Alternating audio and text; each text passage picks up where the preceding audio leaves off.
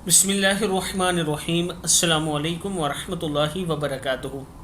आबिद राजी चैनल की तरफ से आज मैं अपने दोस्तों को रसूलुल्लाह सल्लल्लाहु अलैहि वआलिहि वसल्लम का एक बहुत ही प्यारा फरमान बताऊंगा। आप दोस्तों ने इस पर ज़रूर अमल करना है।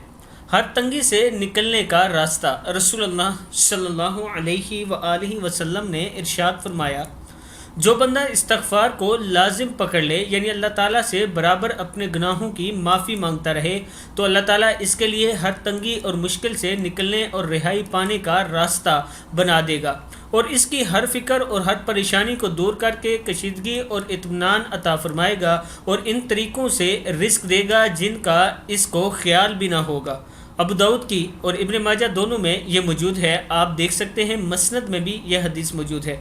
मैं अपने दोस्तों से गुजारिश करूँगा कि इस्तगफार दिन में कम से कम 500 मरतबा किया करें। कम से कम अस्तगफिरुल्लाह अस्तगफिरुल्लाह ये 500 मरतबा पढ़ा करें दिन में, तो अल्लाह ताला आपके ऊपर करम फरमाएगा।